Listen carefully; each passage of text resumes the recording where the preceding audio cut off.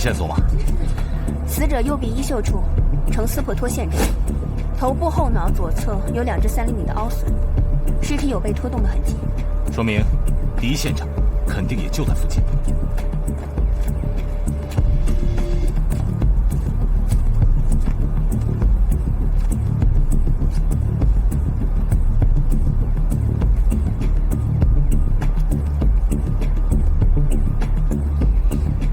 严队，这边有血迹。继续勘察现场。这太可怜了。这血迹和死者后脑勺的损伤相比对，应该是撞到了这块石头上。这应该就是第一现场。死者身上有没有钱包、手机等物品？您说的这些现场都没有。身份证呢？也没有。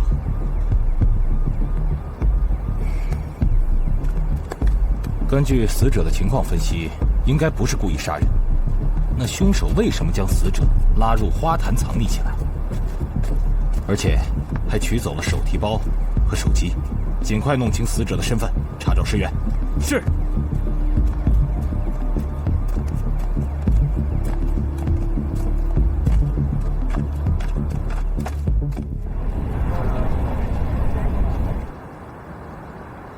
这条小路和花坛是刚刚竣工的市政工程，尚未完全验收，因此监控系统属于空白。资料显示，截止到昨天晚上12点，全市失踪人口共11人，但这11人均不是死者。严队，根据现场和尸体的初步检测来看，死者的死亡原因是头部与硬物的重击，导致中枢神经受到强烈的冲击，休克性的窒息而死。也可能有其他原因，但需要病理的测试。另外，死者指甲里有黑色皮屑的残留物。我们在花坛以及花坛周边发现了3组鞋印，有2组非常清晰，还有1组就非常模糊了。但是鞋印留下的时间是同一时间，并且与死者的死亡时间相差无几。这个信息很重要，至少说明现场有3个男人，很有可能这3个男人见过死者。如果这3个男人和死者没有关联，那为什么他们不报案呢？如果有关联，那么杀死一个女人还需要3个男人吗？不管怎么样，这3个男人有重大的嫌疑。接下来我们要找出尸源。现场离清江医院不到500米，在这里应该是重点排查场所。这样，马岩、康帅，你们负责周边医院的排查。是。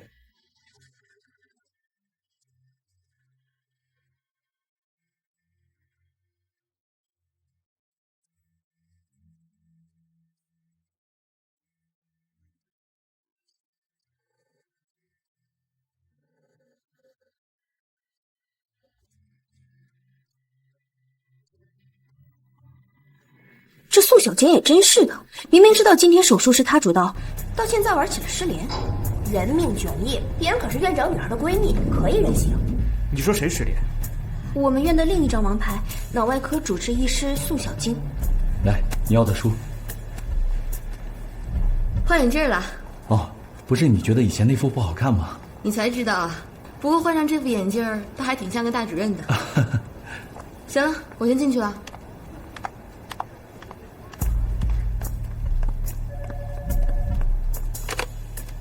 市局刑侦支队的，想了解一下你们医院的宋小晶是不是失联了？把今天的值班表拿来。喂，这里是脑外科，我们科的宋小晶今天是早班，但是她到现在还没有来。好，谢谢。警察同志，我刚才都问过了，宋小晶今天的确缺勤。你能带我们去人事科看一下她的资料吗？没问题。刚才谁打的电话？是保卫科，就是问一下今天哪位医生没有上班。我说宋医生没有来。就这些啊？对，就这些。好，你这样，你给宋医生打电话确认一下，今天的手术不大，让齐医生替他吧。好。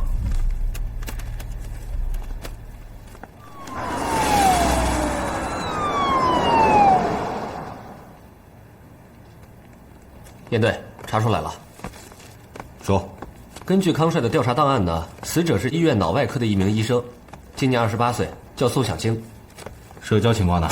没有多少朋友，有一个男朋友叫吴祖民。那个吴祖民呢？人在外地，正在赶回来。我估计怎么也得明天早上才能够到吧。那你再安排他们查一查他当天晚上的电话记录，再向他的科室领导和同事们了解一下他平时跟哪些人有矛盾。好，去吧。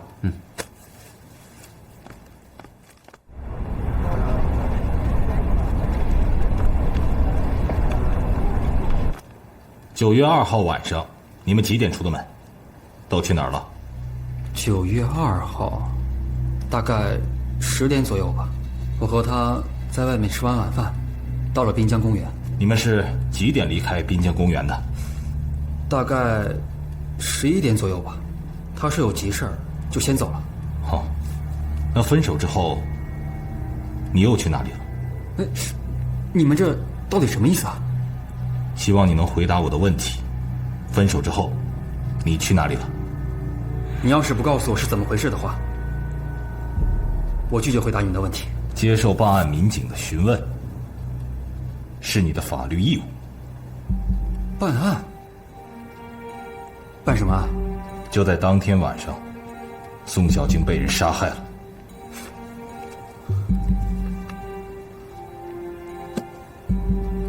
为什么？这是为什么？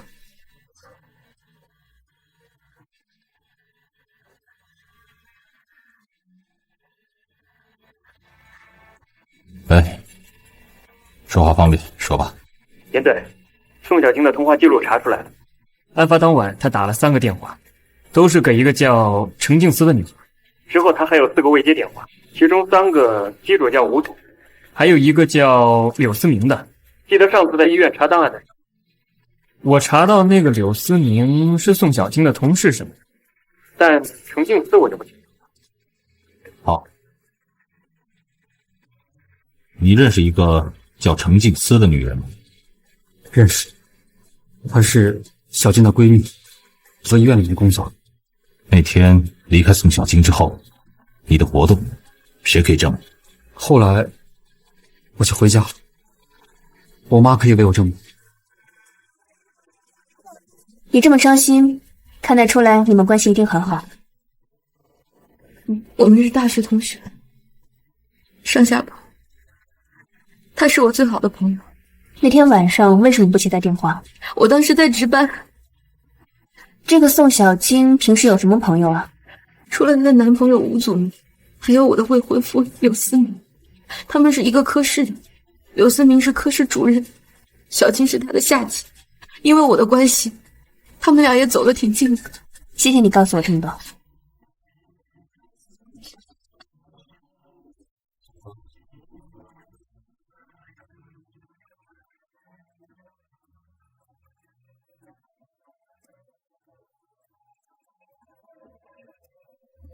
民警队的啊，想从你这里了解一些情况。哦，我这儿都听科长说了，想从我这儿了解一些有关小宋的事儿。在9月2号的晚上23点11分，你曾经给宋小晶去过一个电话，但是他没有接，这是为什么呢？9月2号？对。9月2号。哦，对，晚上的时候我给他打个电话，我想跟他说一下第二天做手术的事儿。后来他也没给我回，第二天手术还要找别人替代他。我问你一下，你们医院的医生做手术的时候，一般都把鞋放在哪里？一般医生的办公室里都有鞋柜。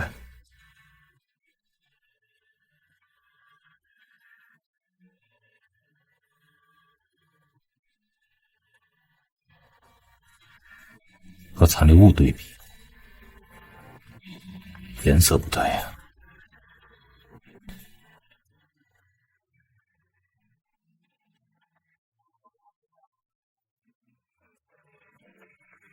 严队，按照您的吩咐，我已经把柳思明鞋柜所有的鞋都提取了底部图案，经过比对，没有一双和残留物吻合的，您看一下。现在经过初步排查，基本上可以删除死者周边有嫌疑的熟悉人群。看来还要把思路放到劫杀上。这是技术队数码还原的照片，现场没有发现戒指。死者的尸检报告显示，戴戒指的手指有轻微划伤的痕迹。现在所有的证据都指向了劫杀，必须重点排查一下9月2号前后的所有的抢劫类警情。从现场分析，如果是劫杀，劫杀者并没有蓄谋已久，应该是流窜作案，境遇应该是非常之久，连手机都劫。那有可能会急于变卖手机和戒指啊。田队，我去下技术队，请他们锁定一下手机位置。好，康帅，去查一下二手手机市场。是。让辖区派出所也留意一下。好。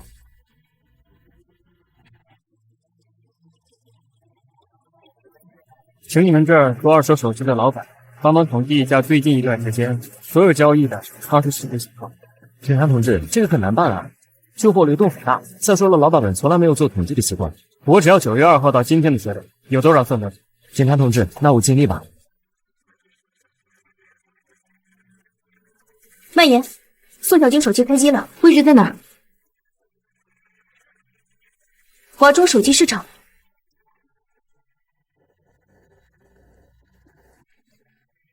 喂，我刚刚从华中市场手机店出来。宋小晶手机开机了，赶紧回去。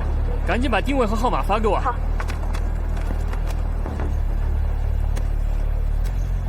这手机是你自己的吗？关你屁事儿？啊，不是，我就看这屏幕，怎么是个女的？那是我老婆，刚给她买了个新的，所以这个旧的就淘汰了。哦。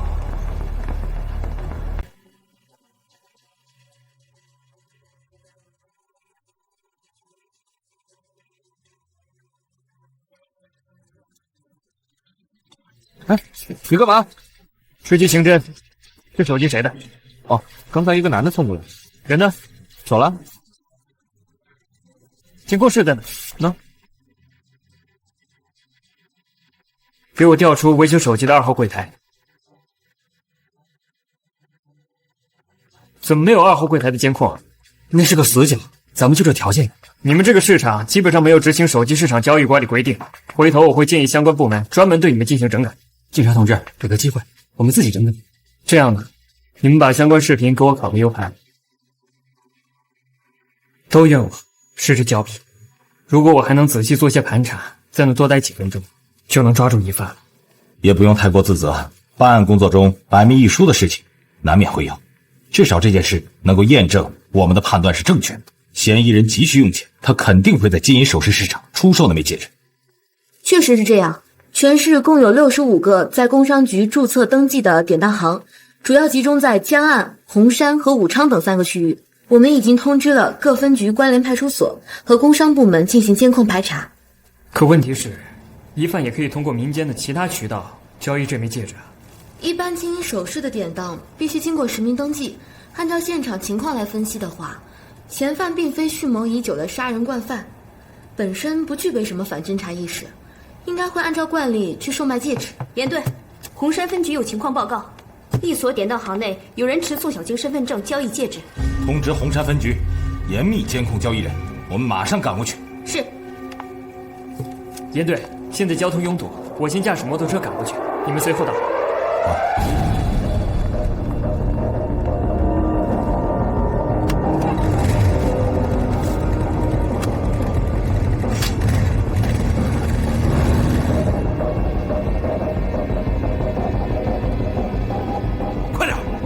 把东西给我，快点！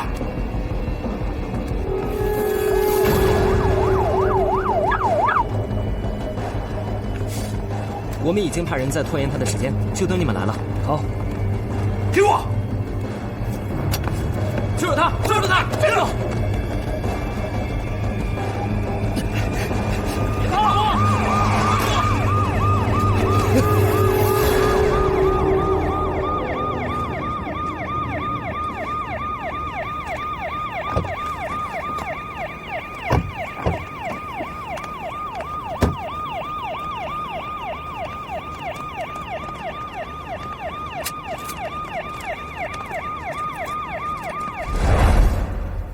！9月2号晚上，你在干什么？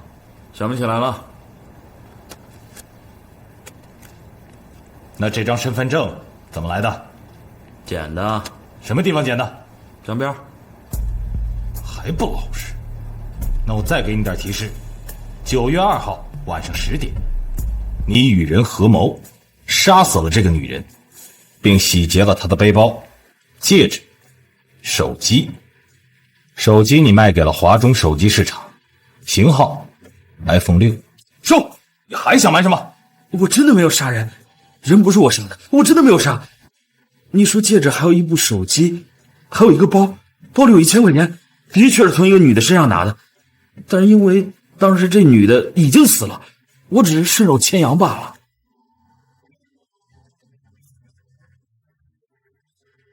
Why？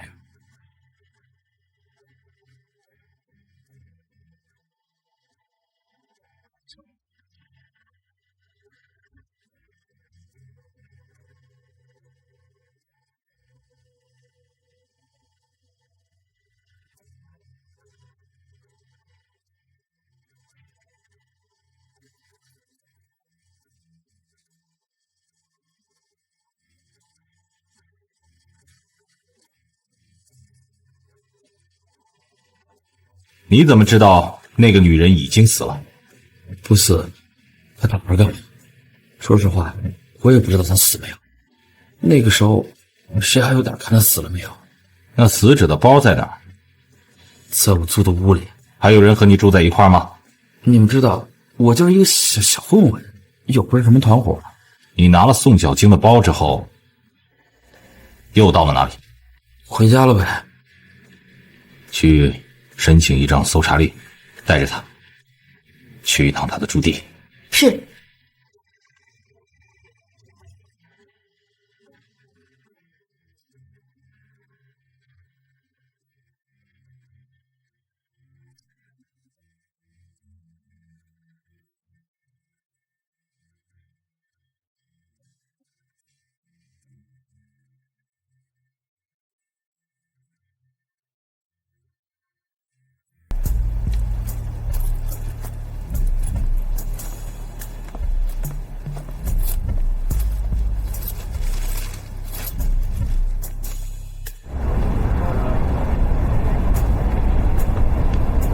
经过仔细搜索，张军的住所内没有发现其他可疑证物。这个包呢，经过吴祖明核对，的确就是宋小晶当天晚上的挎包。初步可以断定，张军的供述符合现场的真实。另外，宋小晶衣袖上的断口处以及周围提取的纤维组织没有符合张军的。张军所在的小区虽然破旧，但好歹进出大门也装了监控。经过调取监控呢，张军是在晚上11点左右回到的住处。这和他之前所供述的时间基本上是吻合的，也就是说，张军的嫌疑可以排除了，线索又断了。还是有收获的。至少那3个鞋印，我们已经排除了一个，距离真相更近了一步。大明啊，张军的罪行你请示一下法制处，看看怎么走程序。接下来我们要做的就是查找没有被排除的那2个鞋印。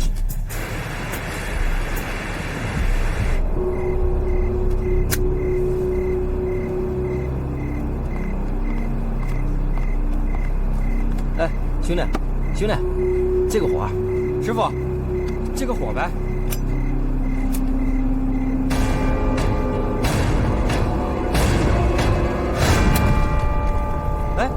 哎，兄弟没点着呢，哎。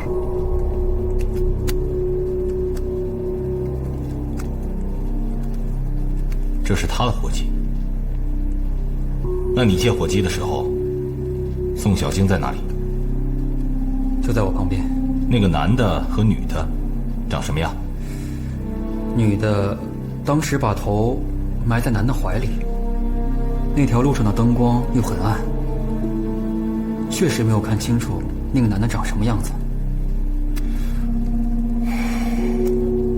这么重要的事情，你怎么现在才告诉我？小晶的死讯对我打击很大，就没有注意其他的。后来我想起来，小晶急急忙忙的离开，就是在这对男女走了以后。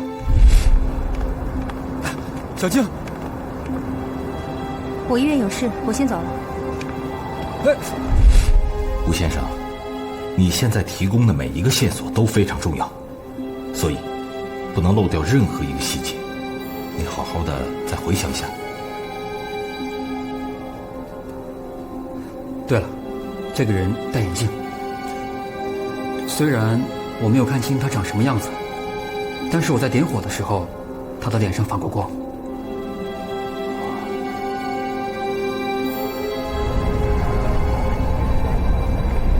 这个戴眼镜的 Zippo 打火机主人，作为主攻方向。张军的定性啊，让我们可以放弃杀人抢劫的思路。现在我们要把嫌疑圈再次锁定在死者周围的人身上，你们有什么想法？可否做个大胆的推测，导致宋小晶匆忙离开的原因就是这个戴眼镜的人，而这个人或多或少与宋小晶之间有着某种关联。对，如果我们根据这个推断寻找到这个人，那么对破案至少有着参考价值。我会尽快排查宋小晶周边的关系，同时在现场进一步核查，看看有什么新线索可以发现。我可以帮忙，我有个同学在警犬队工作，可以借用他的警犬。警犬对金属和汽油的味道特别敏感。如果你的假设成立，戴眼镜的男人如果与宋小晶的死亡有关联，那么眼镜的金属味还有 Zippo 特有的汽油味就有可能被警犬的鼻子嗅到。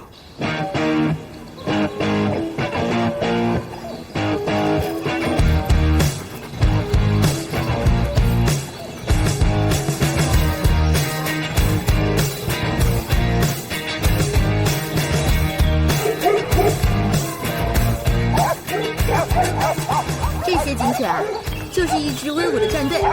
对，你说的很对，我们已经把他们视为我们的战友。这里的每一只警犬都建立过功勋。随便你挑，师姐，我保证会给你意想不到的。哪一种警犬最能辨别金属和汽油味？我们基地每一种警犬均具备神奇的嗅觉辨别能力，其中德国牧羊犬更胜一筹。这只很威猛啊！这只名叫元宝的德国牧羊犬，它可以找到现场存留7天左右的整体气味。那就这只喽。谢了，老同学。怎么了？就不谢我？谢谢队长。元宝，出，坐。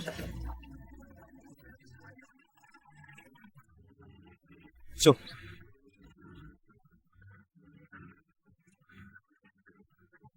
秀。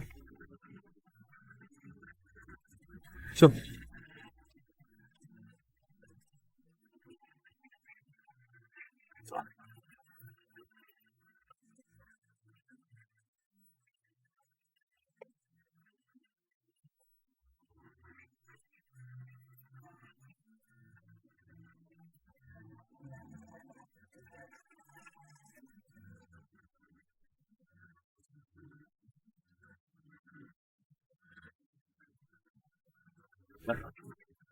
真的。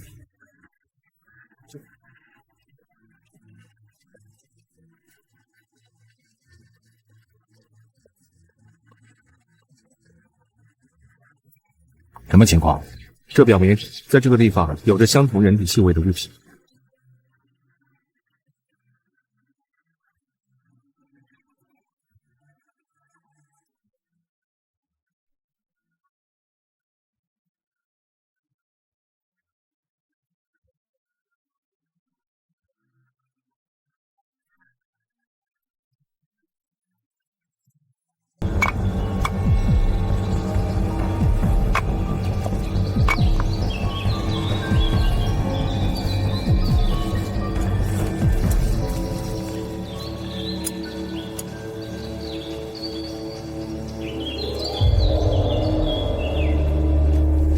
术部门鉴定，这种细小的螺丝钉应该是眼镜上的，具体是哪一款，还得去眼镜店问问。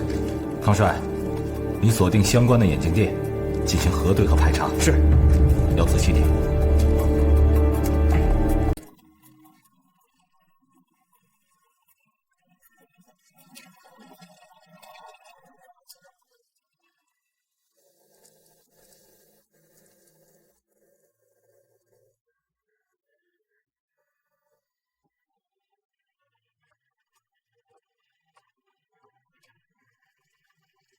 儿子，你要少用点眼睛。妈，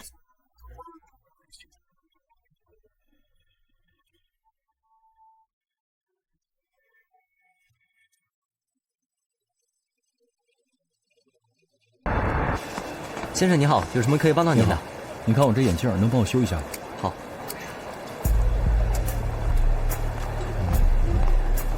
先生你好，有什么可以帮到你的吗？这种眼镜在市面上已经停产了，因为它的螺丝比较特殊，所以在市面上已经找不到了。你看有没有别的办法？当然，要非要用其他螺丝来代替的话，可能会对你的佩戴有影响。行，谢谢。不好意思啊，这个是一款老式眼镜上的螺丝钉，目前这种眼镜已经停产，市面上已经很少见到了。是吗？谢谢。不客气。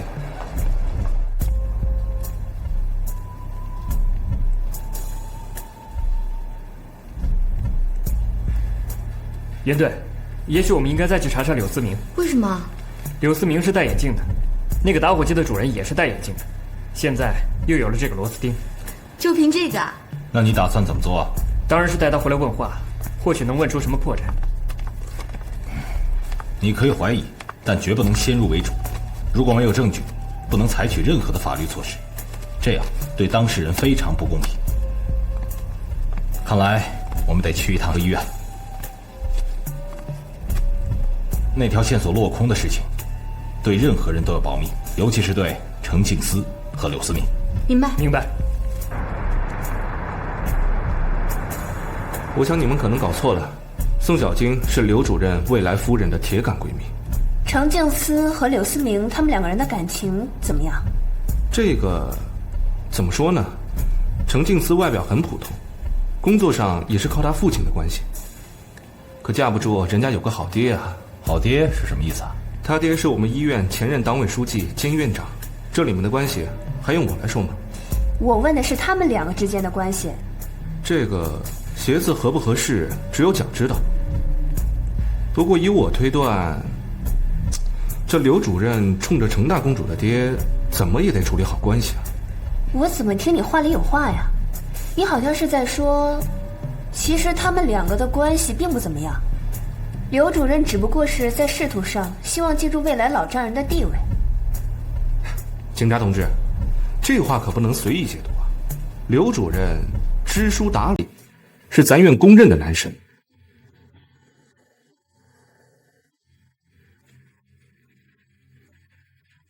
这个打火机，你有印象吗？没有印象。柳思明抽烟吗？没有见过。哦，对了，有件事差点忘了，好几个月前，具体哪天记不清了。那天在走廊，柳思明的文件夹里滑落了一张报告单，保洁阿姨好心去帮他捡，谁知他当场就爆发了，把保洁阿姨都吓哭了。那张单子会不会在他的办公室里？正好柳思明今天轮休。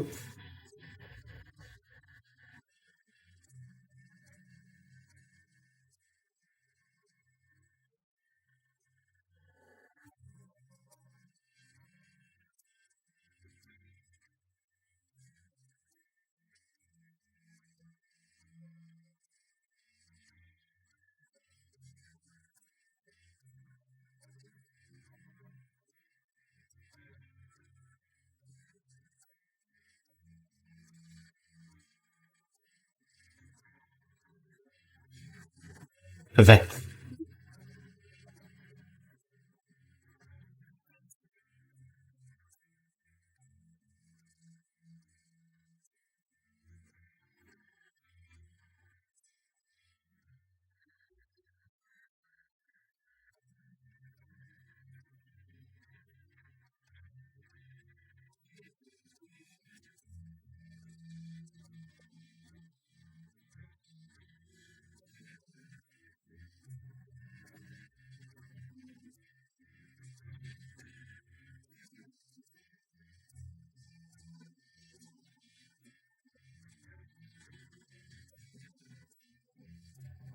严队，你们说柳思明不抽烟，那就是说那晚滨江公园里的人不是他。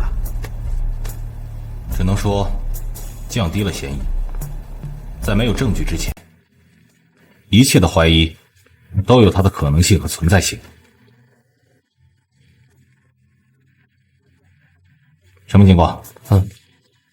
技术科已经证实了康帅的调查，这是一款老款的眼镜，螺丝钉已经配不到了。但是我看柳思明戴的那款眼镜是新款的，而且没有破损。这是在柳思明办公室里发现的，看看。柳思明是脑科医生，为什么在他的办公室里会有妇科的单子？那只能证明这个人跟他的关系不一般。继续。夏红可能是化名吧，现在只能从这些单子里面看看能不能找出些新的线索。化名？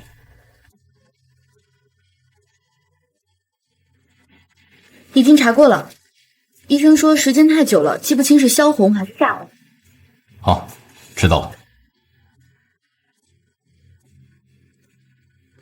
齐医生，他和女性的关系都不错，有没有特别暧昧的那种？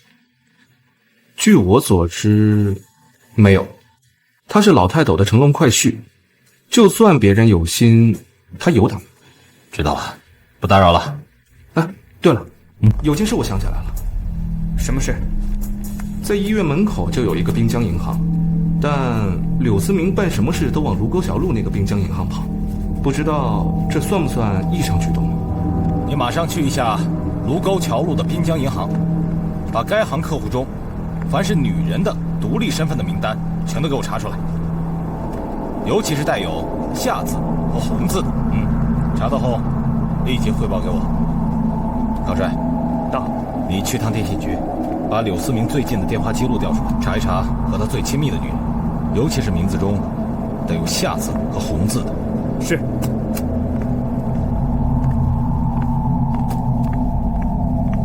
你好，你好，请问你们行长在吗？请问您是？刑警队。你那边的情况基本已经明确了，所以下面呢？麦言回来了。你那边什么情况？查清楚了，银行果然有这么个人。萧红。你怎么知道？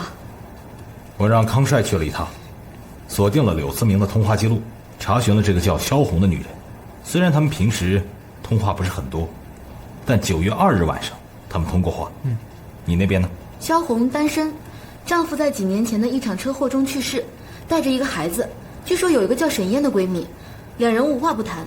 那让菲菲和沈嫣谈谈，必须要捋清柳思明和萧红之间的关系。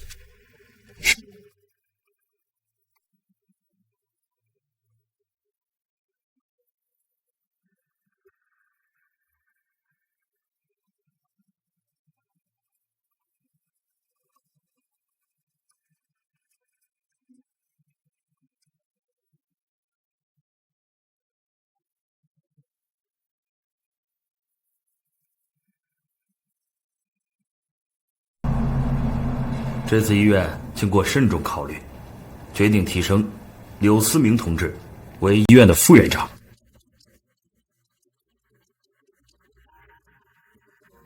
我要感谢医院这些年对我的培养，我一定不会辜负大家对我的期望，用我的实际行动来回报医院，回报社会。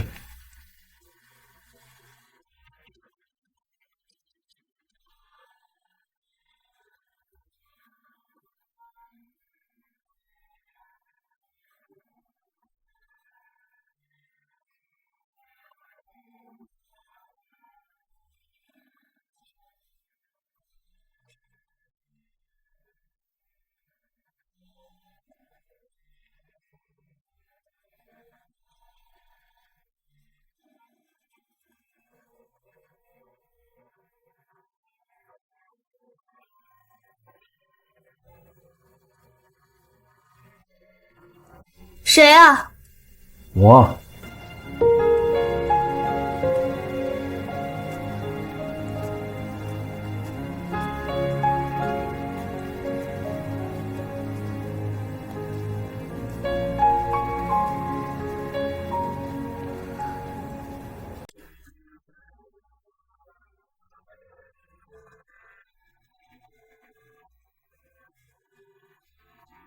干嘛在这？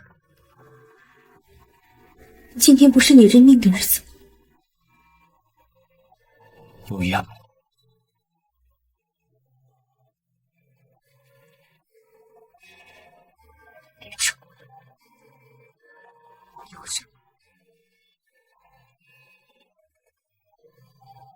我只在你这儿丑，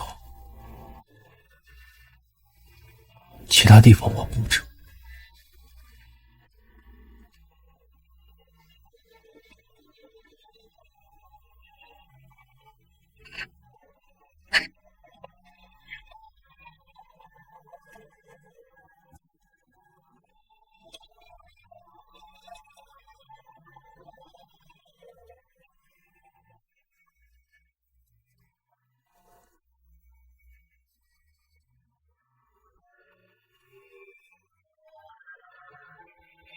今天这个日子，你应该在家陪陪你的未婚妻，而不是到我这儿撒娇。当了副院长，我反而不害怕。坐上现在这个位子，不是你最想要的。是，这都是我想要的。我们没有退路，我只能往前走，往上跑。可我舍不得。但你已经做出选择了，那你就不要后悔。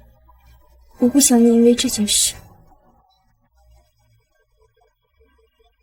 而走。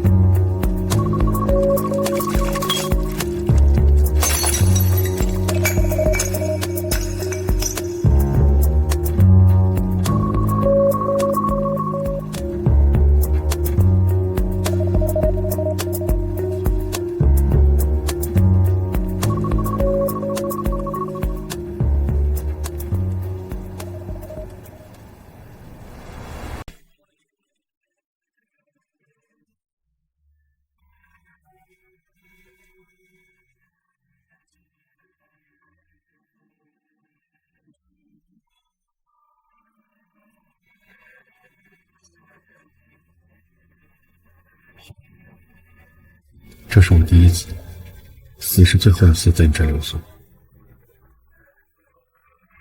我今后有很长的路要走，斩断一切，换个前行。祝你走好，愿你走好。这是我最心爱的东西，留给你做个纪念。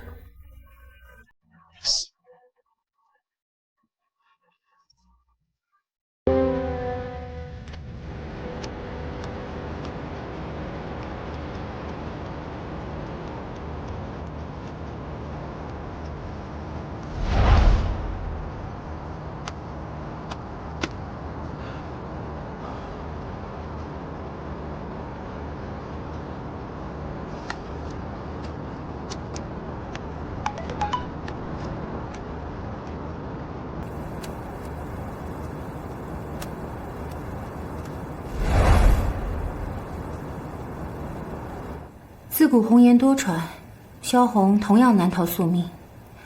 她的丈夫去世以后，她一直防范着周边的男人，结果还是防不胜防。那个她没防住的男人是谁啊？想必你已经知道了，柳思明。他们是怎么认识的？因为萧红的小孩生病。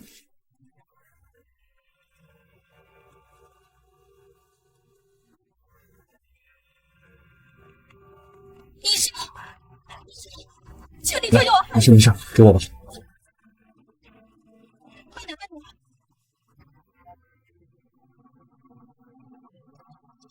那怎么回家呀？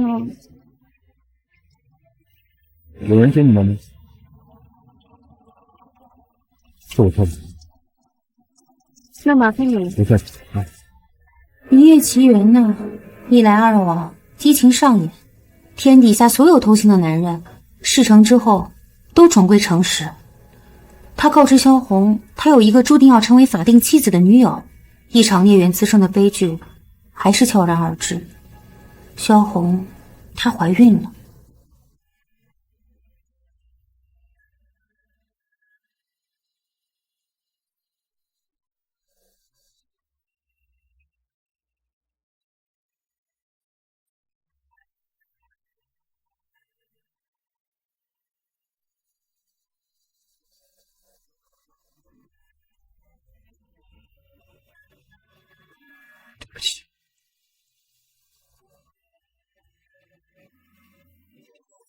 照你这么说来，那个柳思明还是很照顾萧红的嘛？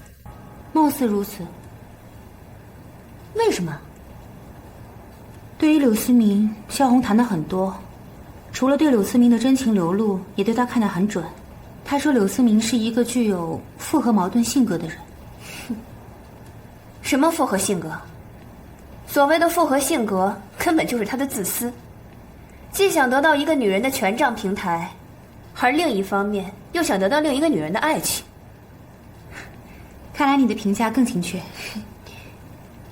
谢谢你，沈岩。我想我已经知道大概情况了。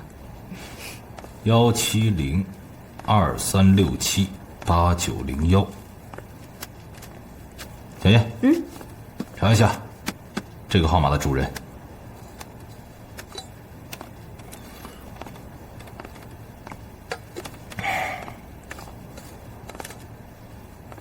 这个号是170的虚拟号段，不是实名。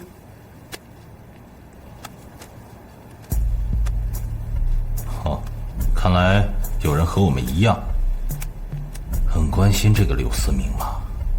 康帅，你看看这张照片。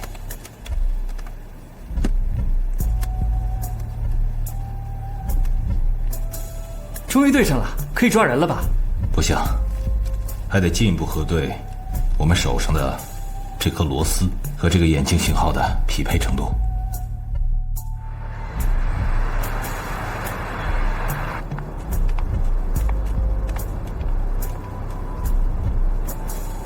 那就是小红。好，谢谢啊。走吧，上去吧，快点。萧红，你是警察？找我有事吗？能去你家坐坐吗？我有理由不欢迎你吗？走，回家。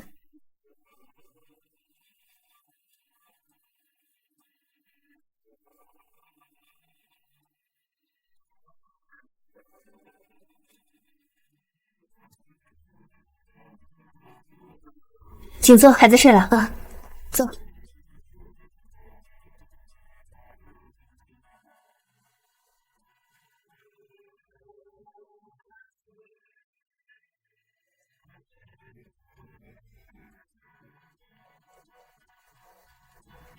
你抽烟啊？不抽。我看你家有一盒打火机油，你老公呢？怎么？你对私人藏品感兴趣？警官，到底想留什么？你不仅很坚强，还很沉着。我有吗？一般人到这个时候都已经惊慌失措了。我该惊慌吗？我今天既然能到这里来，你应该明白我已经掌握了一些情况了吧？你是说柳思明的情况吗？他既然没有结婚，在法律上他还是单身，所以没有任何问题。你们两个当然没有问题。我也不是来求证你们的关系的。那是我们在这儿聊，会不会影响到孩子啊？出去走走吧。孩子一个人在家，最多半个小时。好，走吧。这里晚上的能见度确实很低，看清楚一个人的相貌，也的确不容易。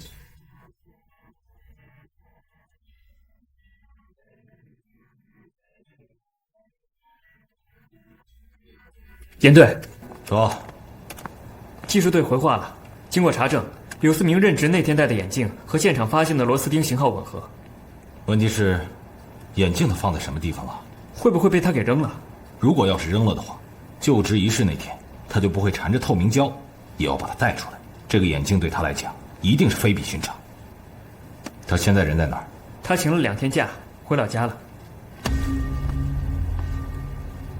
你到底想说什么？就在你和柳思明来这儿的那天晚上，一个年轻的女子在清江医院附近被杀。她不仅是柳思明科室的下属，还是柳思明未婚妻的闺蜜。这跟柳思明有什么关系？关于这件事儿，我也大致有些了解。那天晚上，我跟柳思明一直在公园里，我们一直都在一起，他哪儿也没去。你要知道，做伪证是犯法的，尤其你还是一个母亲。对不起，我想回家了。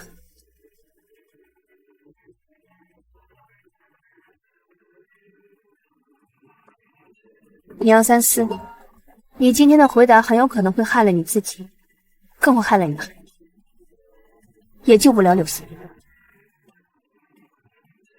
你到底想问些什么？当天晚上，你和柳思明离开这儿之后，是一起到了你家，还是去了别的地方？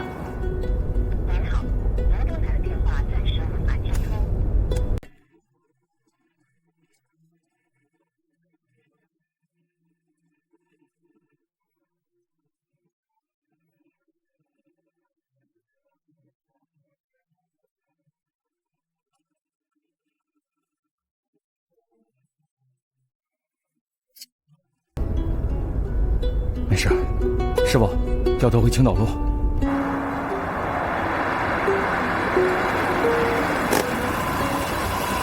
那你慢点啊。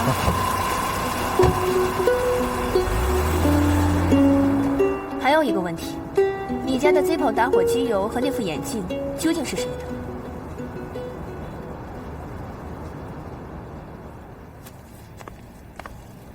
严队。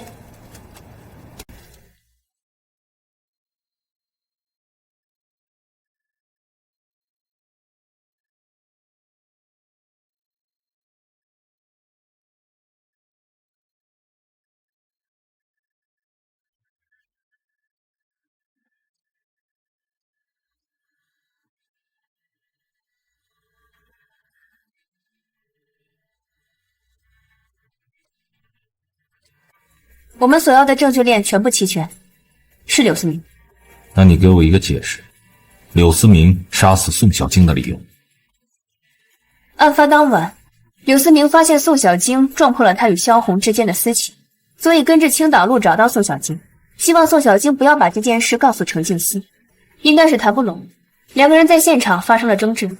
现场的调查结果表明，宋小晶是被误杀，不是被谋杀的，所以应该是争执中柳思明误杀宋小晶。立刻动身，去密侦。是。好。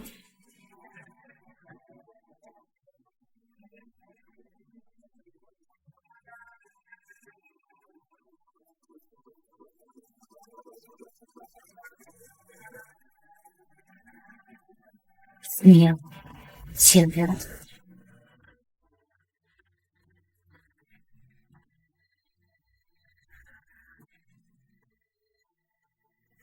慢一点，锅里还多着呢。刘主任，哟，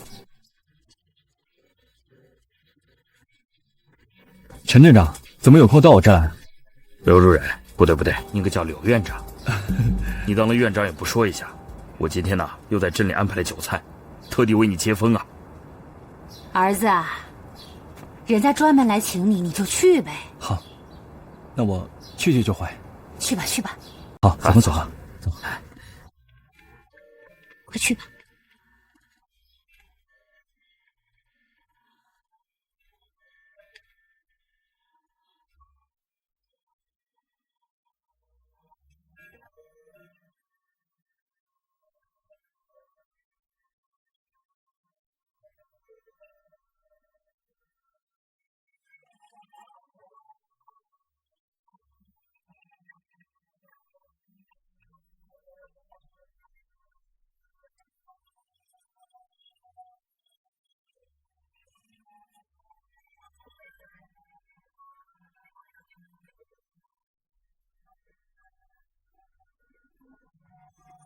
搞错了吗？没错，就这儿。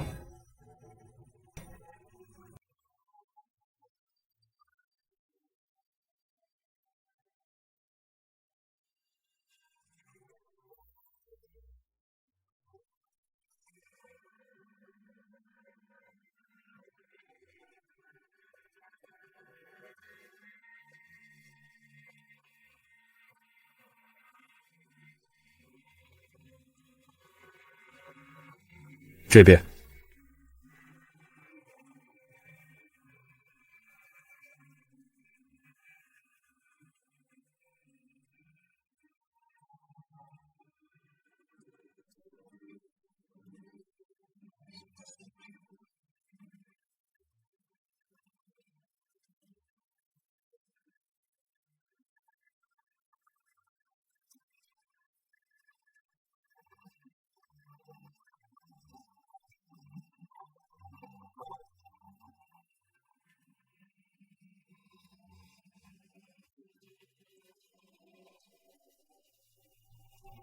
什么意思？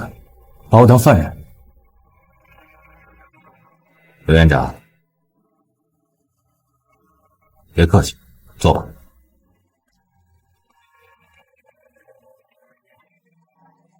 刘院长，别紧张，我们只是有几个问题想问你。你们把我骗到这儿来，最好给我一个说法，否则我可以告你。用骗这个字不太合适吧？我们是怕惊吓到老人家。我有正当职业，守法公民，谈不上什么惊吓。哼，气氛何必弄得这么僵呢？来，抽根烟。我从不抽烟。那我就不客气了。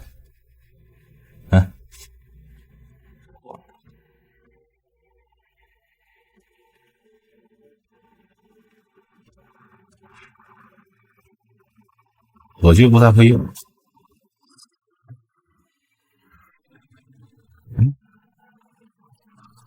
哦，房间里不能抽。谈正事了，我们找你是了解一下宋小青被杀的案子。我知道的那天已经全部告诉你了。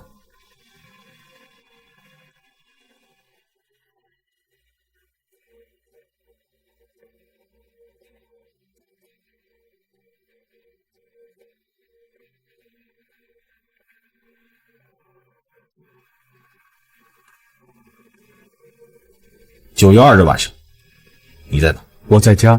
谁能证明？没人能证明我在写论文。那你一个人在家写论文，你的打火机为什么出现在了滨江公园？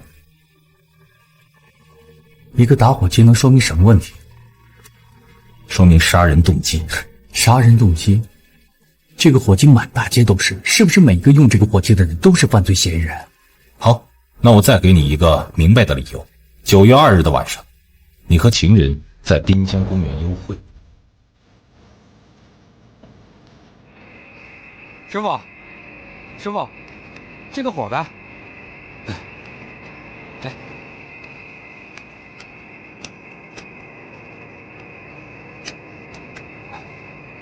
师傅，哎，师傅，火气！小静，听我解释。都这样，还有什么好解释？我眼睛又没瞎。那你得给我一个解释的机会吧。刘思明，你这样还对得起金丝吗？刘院长，接下来还需要我再说吗？你的想象力太丰富了，这些就能说明你的杀人动机。王静思的父亲是1届太官，如果惹怒了他，别说是副院长，就是在这个圈子能不能混得下去都不能。这一点不是动机。王警官，你这只是猜测而已。现在是法治社会，办案要讲究真实。你还来劲了是吧？威胁没有用，拿证据说。要证据是吗？看看这个是什么？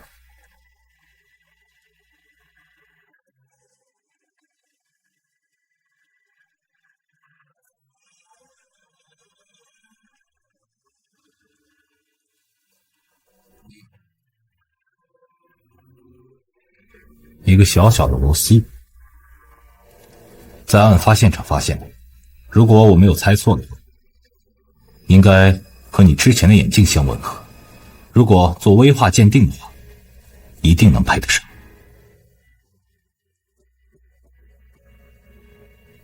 我的眼镜就在我鼻子上，我不知道你们在说什么。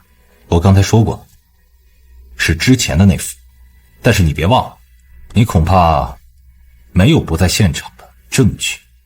对，我确实不在家，但是我没有刻意的去骗你们，因为我要结婚了，有些事儿。我们是警察，对私生活不感兴趣，当然，对你的个人问题，我们也不会传播。继续。我有一个女性朋友，我一直在她家。女性朋友，她能给你作证？可以。那我提醒你，做伪证可是要负法律责任的，不论是你还是他。他叫萧红。柳思明，真没想到你能说出这种话。萧红真是瞎了眼了。你找我萧红？你有没有为她想过？萧红为了你，牺牲了几年的时光，为了你，她打掉了孩子，她几乎忘记了一个做母亲的责任，她要为你做伪证，你知道吗？她替我做伪证，而你却为了给自己脱罪，你罔顾你们这些年的感情，你把她往这泥潭里拉。刘思明，为了你的官运亨通，你连深爱自己的女人都可以这么出卖，你还有没有良心？你还是不是个男人？你今天在这说过的话，他已经为你都说过一遍了。你有没有为他想过？他为了你，几乎毁掉了自己的生活，甚至包括他自己的孩子。到底还要他为你牺牲多少？做人真的要这么自私，这么冷酷无情吗？刘思明，其实今天这一幕大可以不必了，是因为萧红一直告诉我你是个好医生，让我们给你一次认罪的机会。但是我想问你，如果一个人连个好人都做不了，怎么做一个好医生？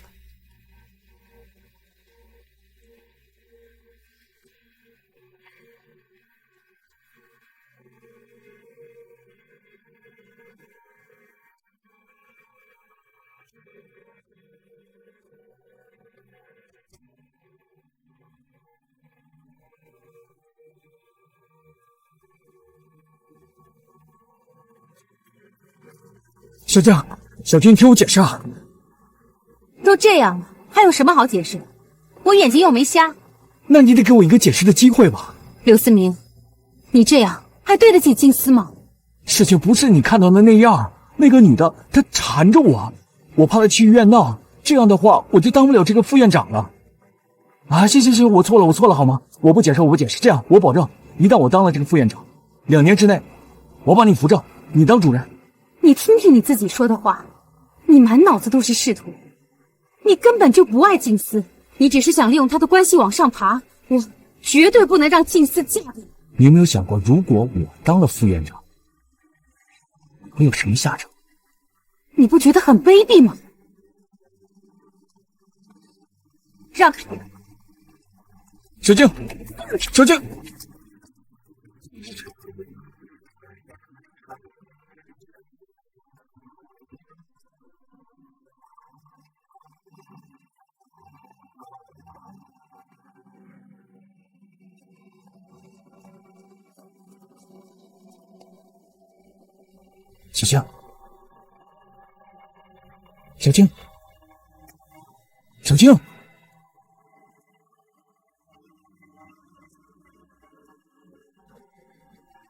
您现在正正缺一个副院长的位置，你可想回家了。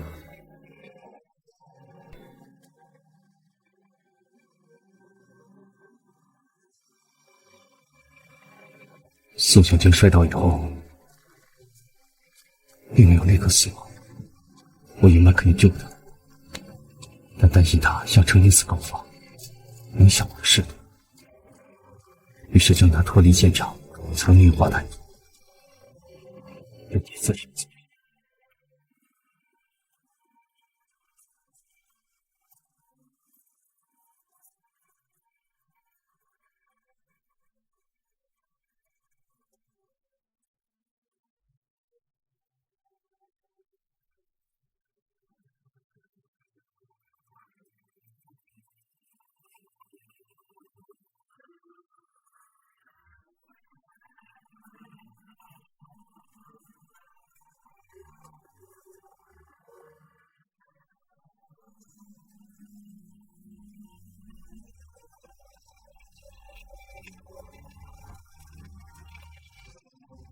我不是故意想杀的，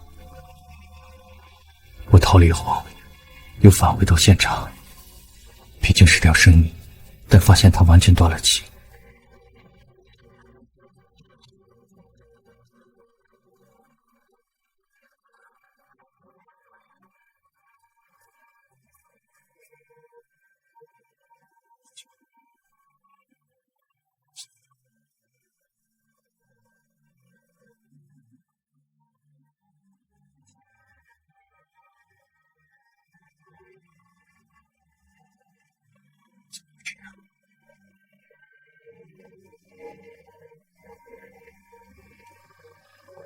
去他的地方，不行。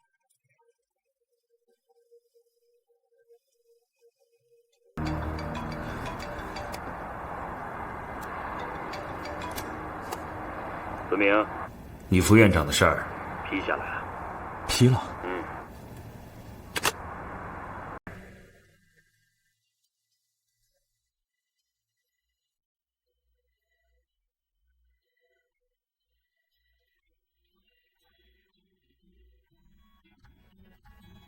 可是这么多年辛辛苦苦换来的一切，我舍不得。我知道自己已经不配做一个好人。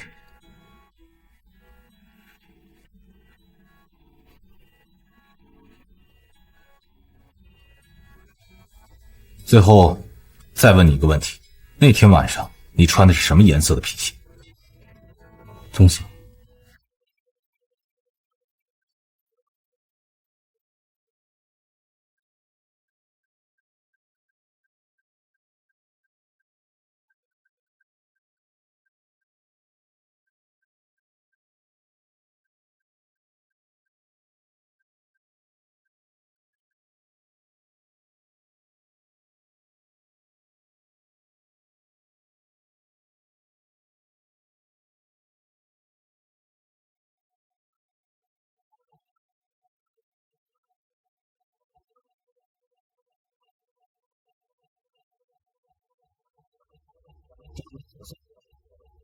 还好你是多久？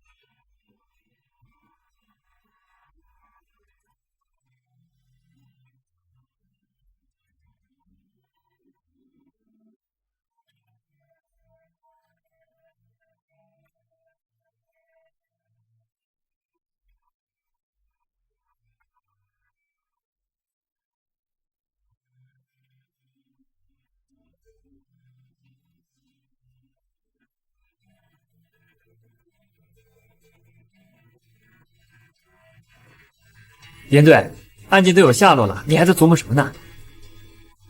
我在想，我们对柳思明的最后一次审讯。怎么了？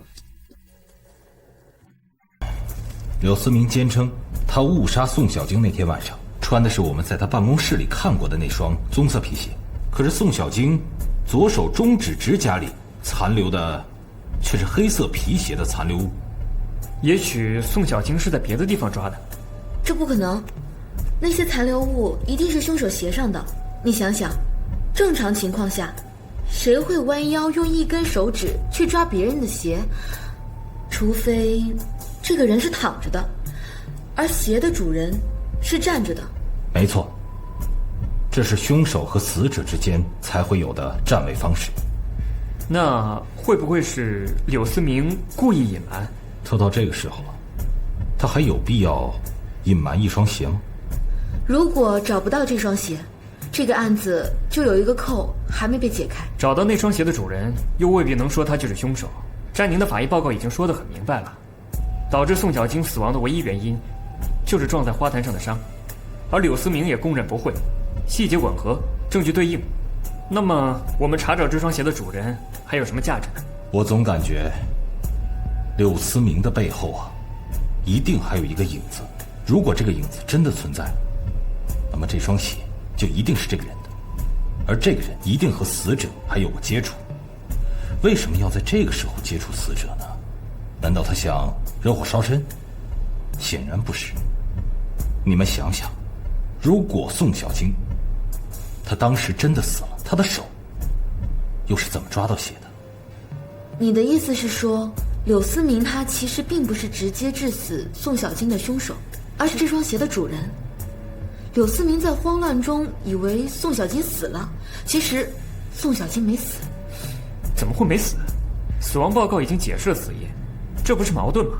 除非你还能拿出另一个致命性的死亡原因。严队，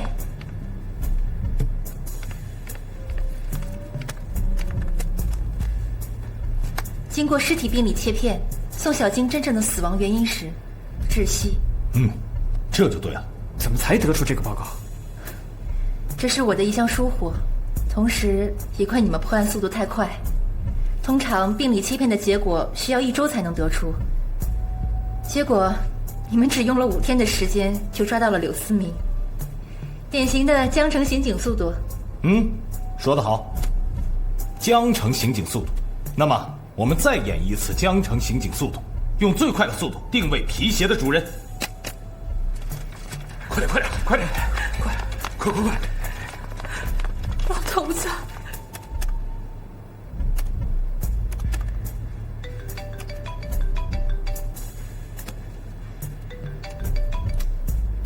喂？什么？师傅住院了，我马上过去。你来了。严队，来看王所长。哟，齐医生，师傅的病没少让你操心。案子了了，正好有点功夫能陪陪师傅。也是，案子总算了了，也该陪陪师傅了。谁能想得到啊，刘主任居然真是知人知面不知心呐。是啊。哦，对了，我得恭喜你听说现在齐医生荣升脑外科主任。我也是勉为其难呐，一下子少了2把主刀，我这真是，捉襟见肘啊。那个，我隔壁病房还有点事儿我先过去了，你们慢慢聊。齐医生，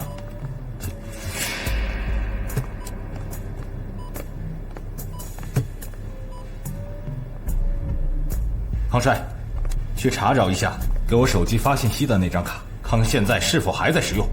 是。事实上，我觉得咱们破获柳思明的案子，关键在于齐医生。如果没有他的关键性的指向性的提示，我们是没有办法找到萧红的。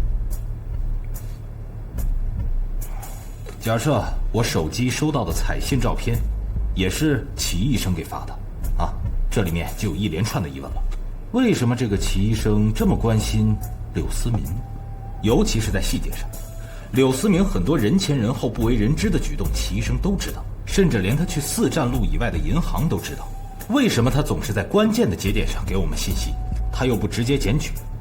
见到他的时候，他还在一直维护着柳思明，你们觉得这正常吗？你说这要是在医院里，低头不见抬头见，格外关注一下，倒是有可能。可医院外面的事这么了解，不应该啊。除非他经常跟着柳思明。我们能不能大胆的做个推断？如果真是这样，而那天晚上他正好又跟着柳思明，所以那天晚上柳思明的所作所为，齐医生都亲眼目睹了。对，他就在现场。那么在现场发现的那双鞋印的主人，就是齐医生的。这也说不通啊。那么齐医生杀死宋小晶的动机是什么呢？现在齐医生当上的主任，你想想这之前，在他上面一直横着2把刀，柳思明和宋小晶，一举两得，对得上。杜莎，现在我们需要几个证据：一是我们查找的虚拟号段号码，2就是齐医生的那双鞋。严队，你得发奖金了。怎么着，想钱想疯了？我试试运气，拨打了那个号码，居然是通的，但没有人接听。我通过定位找到了信号源，在齐医生办公室。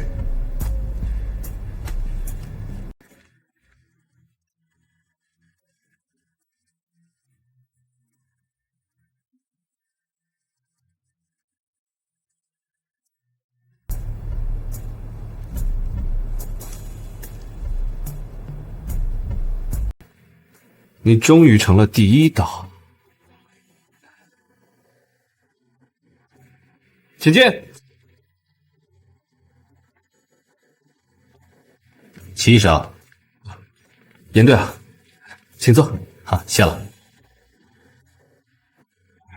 齐医生，有一件事呢，得麻烦你，就是关于柳思明案件的一些情况，还有一些疑点，我们在证据上还有一些缺漏。尤其是案发当天晚上，关于柳思明的行踪有一些疑点对不上。哦，可是我又能帮上什么忙呢？这个医院里要说对他的了解，除了你，也没别人了。严队，你这话好像我喜欢偷窥别人隐私似的。齐主任，明人不说暗话，如果你不跟着他，你怎么能知道他这么多事儿呢？甚至连他戴眼镜的照片上一些小小的细节，你都能注意到。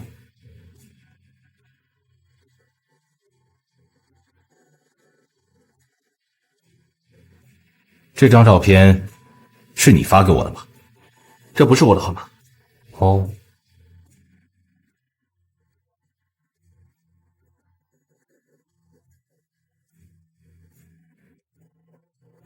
这谁电话？这是我的。你的？那还要核对吗？这又能说明什么？向你们公安局提供线索，难道还犯法呀？非常感谢你的线索，可你为什么要用这种隐秘的方式？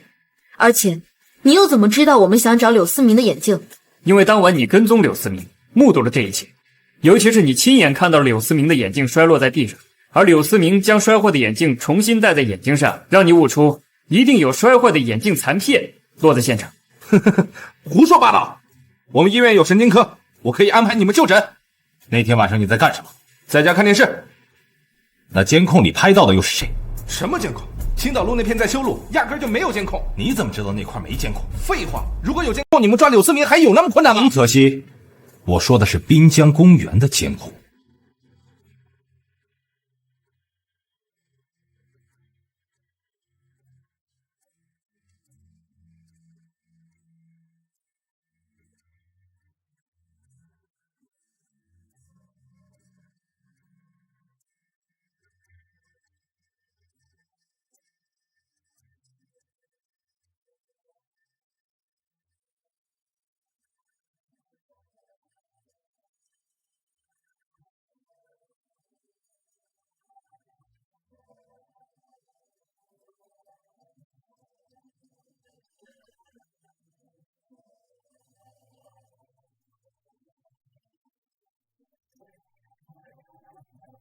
师傅，跟着前面那辆车。你们究竟想干什么？就算我跟踪了又怎么样？难道违法了？就算我隐秘的向你们提供线索又怎么样？难道犯法了？杀人犯你们不管，来管我！这么说，你承认你跟踪柳思明？那好，现在我们正式请求你协助我们调查。我告诉你，我没这个义务。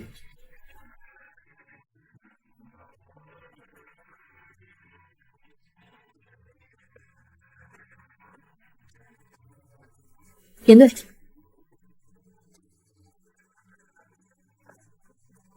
这双鞋是你的吧？是。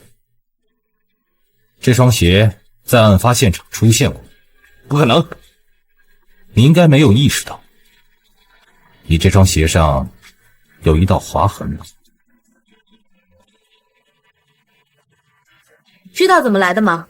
是宋小晶临死前在凶手的鞋上用指甲抓出来的，只要和他指甲里的残留物一做比对，结果马上就能出来。不，我没杀人，我没有杀人。对，我只是没有救他而已。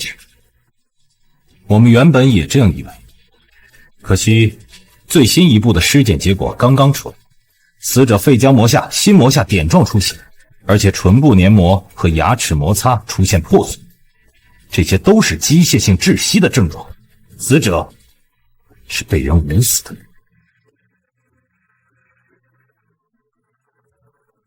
你怎么来了？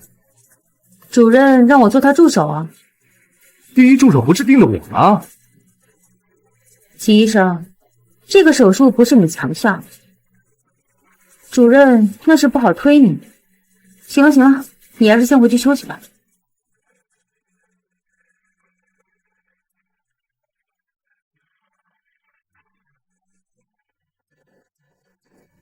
是宋医生，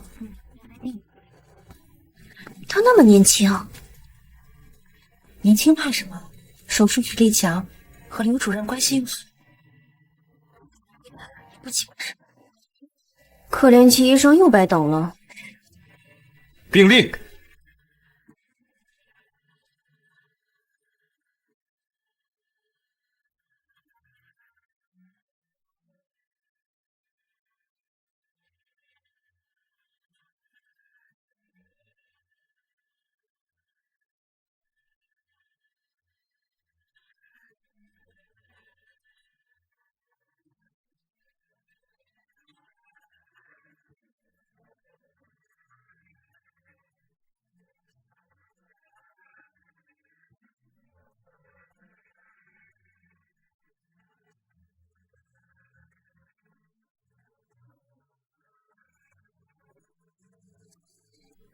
你应该对年纪轻轻就有赶超你趋势的宋小晶也有所不满。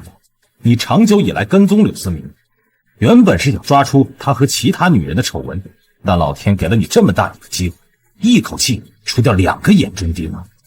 宋小晶的死，柳思明身败名裂，而且还要背上杀人的罪名。这不怪我，谁让他们不把我放在眼里？可是我没有想杀他，我真的没有想杀他，我也不知道怎么了，好像被恶鬼上了身一样。你真是聪明一世，糊涂一时。如果滨江公园门口有监控，我们怎么会找不到柳思明和萧红偷情的证据？我完了。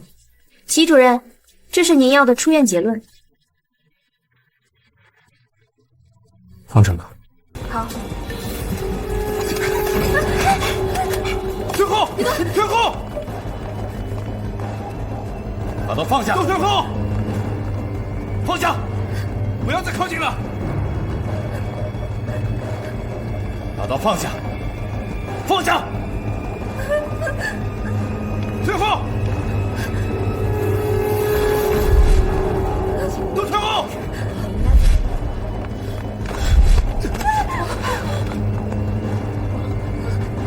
通知特警队，尽快赶到，请医院配合，让家属前来。是。不要过来！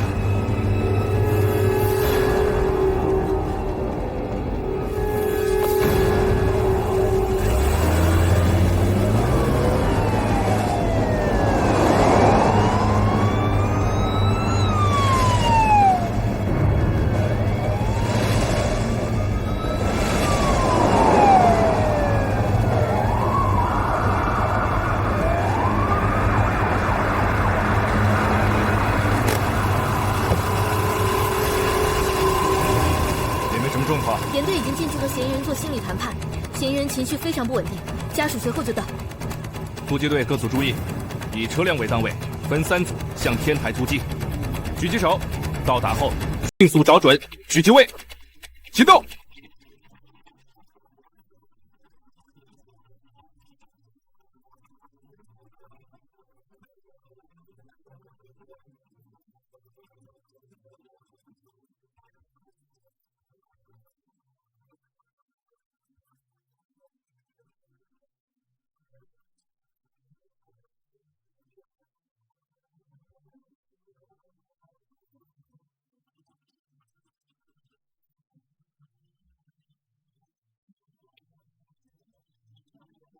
师傅，你过来！过来！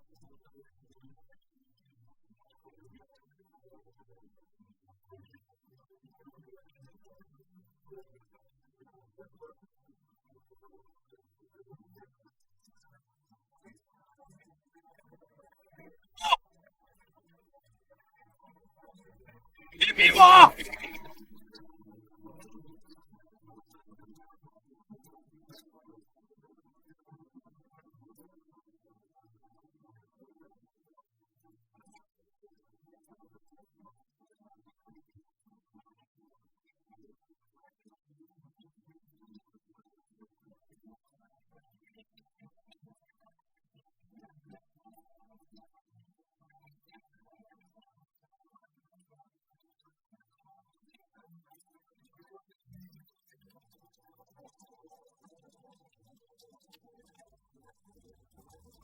齐主任，我告诉你，你犯罪的情况和一般的凶杀还是有区别的。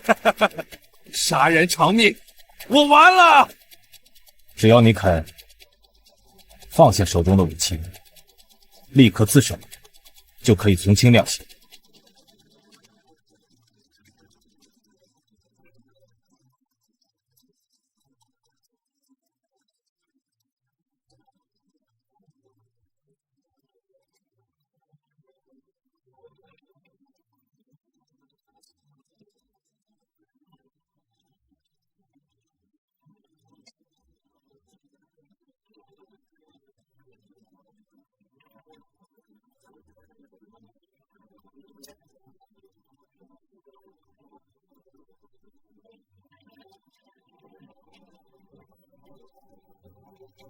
严队，不适合在此立功的说法。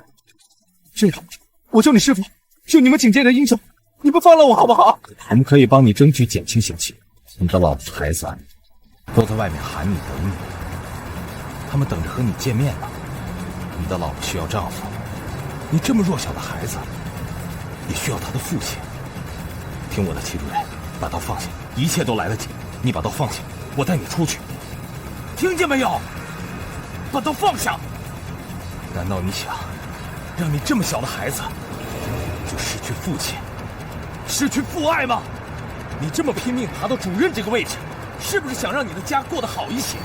是不是想让他们过得幸福？但结果呢？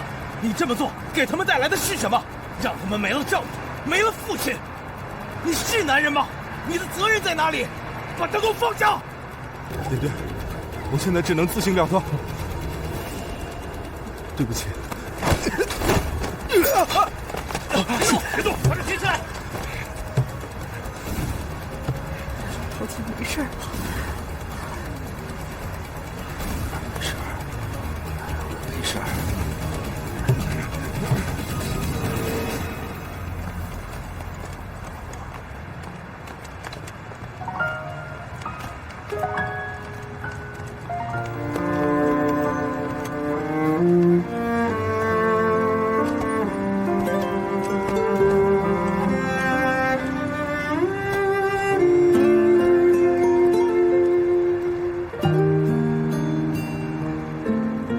医院本是救死扶伤的圣地，却也避免不了人世间无止境的贪念。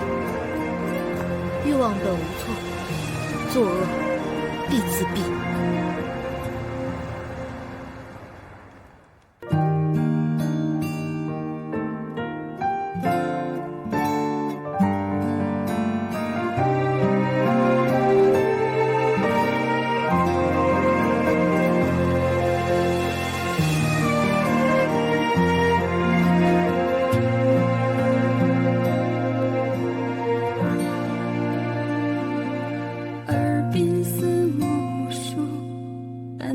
场情节，爱情原为一场醉，杯中却无酒，吞下满盏泪。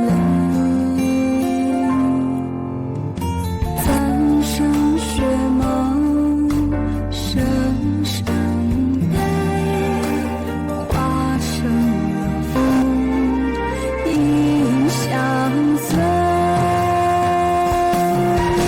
生命原本无罪，无奈前世相违，步步艰辛千层错，一路乱云飞。救赎须臾轮回，释放灵魂求安睡。梦一波，心不累，回不回，归至正轨。生命原本无罪，无奈前世相违，步步惊心千层错，一路乱云飞。救赎须轮回，释放灵魂求安睡。梦一波，心不累，回不回，归至正轨。